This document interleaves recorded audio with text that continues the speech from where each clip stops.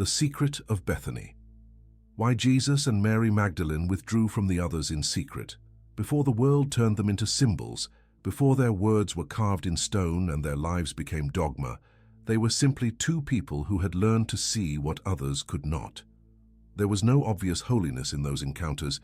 There was something far more unsettling and far truer: recognition. Two human beings carrying the burden of seeing too much, feeling too much, understanding that truth does not always fit into the spaces the world provides. This is not the story of a forbidden romance. It is the story of an impossible friendship, of conversations that could not take place in public, of questions that had no place in the synagogue. It is the story of why in Bethany, when everyone else slept, two weary bodies slipped away in silence to speak about things no one else wanted to hear. Because sometimes shared loneliness is the only refuge left. The first time Mary Magdalene saw Jesus, it was not in the crowd. It was in a moment when she thought she was alone. The well was empty at that hour. No one fetched water when the sun had not yet fully risen. She preferred it that way. Fewer eyes, fewer whispers, less of that polite distance people maintained. She stood there, water jar balanced on her hip, when she heard footsteps. She did not turn immediately. She waited, weighing whether to leave or stay. The voice reached her before the face. "Do you come early to avoid the conversations or to avoid the silences?" Mary turned slowly. She saw a man seated in the shadow of a nearby tree. He was not staring at her with intrusive curiosity. He was simply looking, as one recognizes something familiar. "To avoid the judgments," she answered, unsure why she was being honest. He nodded. "I understand." There was a pause. Mary filled the jar, but did not leave. "You are the one they call a prophet." It was not a question. "They call me many things." "And you, what do they call you?" Mary pressed her lips together. "They also call me many things." He smiled, not with pity, not with condescension, but with something she did not expect: complicity. "Then we already have something in common." Mary felt something strange in her chest. It was not comfort, not relief. It was recognition. This man was not pretending not to know who she was. He was not offering cheap salvation. He was simply saying he understood the weight of being named by others. In the days that followed, Mary began to notice Jesus in places she normally would not have paid attention to.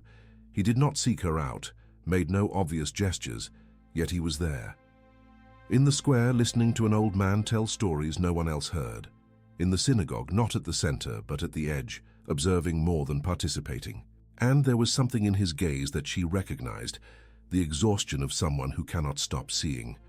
One day, walking down a narrow street, Mary witnessed a scene that froze her. A group of men surrounded a woman. They did not shout, but the pressure was there. Measured accusations, controlled voices, the kind of violence that needs no screams. Mary knew that ritual. Her body stiffened. She should pass by, should pretend she did not see. But something held her there. Jesus was on the other side of the street, also still, also watching. Their eyes met for a second.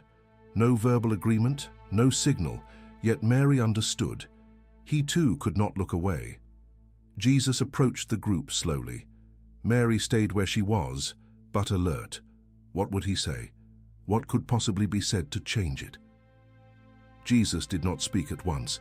He crouched, picked up a stick, and began to draw something on the ground. The men paused, confused. One of them spoke. "Teacher, this woman was caught in adultery. The law says she must be stoned. What do you say?" Jesus kept drawing. The silence stretched until it became uncomfortable. Finally, he stood. "Let the one who has never sinned throw the first stone." It was not dramatic. It was said with the same calm as commenting on the weather. But something in those words disarmed the crowd. One by one, the men drifted away. Mary watched it all. When the last had gone, Jesus looked at the woman. "Go and do not sin again." The woman left, trembling. Jesus remained there a moment longer, then walked in the opposite direction. Mary followed. She caught up with him 2 streets later. "Why did you do that?" He stopped, turned. "Because no one else would. But now they will hate you even more." He gave a weary smile. "They already hate me." Mary felt the familiar knot in her throat. "I know that feeling too." "I know," he said. "That's why you understood what I did." It was not a compliment. It was recognition. Bethany became the refuge, not because it was special, but because it was small enough to go unnoticed. The house of Lazarus, Martha, and Mary offered something rare, a space where no one demanded answers, where Jesus could simply be a tired man, and Mary Magdalene could simply be a woman trying to find her place. It was there that the conversations began. Not in public, not during the day, but at night when the disciples slept and the world grew quiet. Jesus would leave the house, walk to the garden at the back. Mary, who also could not sleep, would see him go. The first time she hesitated. Afterward, she simply followed. He sat on a stone, gazing at the sky. He did not startle when she approached. "You can't rest either." "No," she replied. "Too many things spinning inside my head." He nodded. "I know how it is." They sat in silence for a time. It was not uncomfortable. It was the silence of those who do not need to fill the void with empty words. Finally, Mary spoke. "Why do you withdraw from them?" Jesus did not pretend not to understand. "Because sometimes I need to remember who I am without anyone expecting something from me. And you, why do you follow me? Because you are the only person who doesn't tell me what I should be." He looked at her then, really looked, not with pity, not with desire, but with something rarer, respect. "People are afraid of those who don't fit," he said, "and neither of us fits anywhere." The conversations repeated, night after night, always in secret, always away from the others. Not because there was anything illicit, but because there was something the disciples would not understand, especially Peter. He already looked at Mary with suspicion, already muttered when Jesus included her in discussions. Had he known of these nighttime talks, the tension would have become unbearable. So they kept the secret. Not out of shame, but out of necessity. One of those nights, Mary asked the question that tormented her. "Do you really believe you can change things?" Jesus took a long time to answer. "I don't know if I can change the world, but I know I cannot pretend I don't see what is wrong." Mary felt a tightness in her chest. "And if they kill you for it?" He looked at his own hands. "Then I will die knowing I did not remain silent." "But are you afraid?" "Every day." "What keeps you going?" Jesus took a deep breath. "The same thing that brings you here every night. The impossibility of living while lying to myself." Mary closed her eyes. "Yes, that." The disciples began to notice the absences.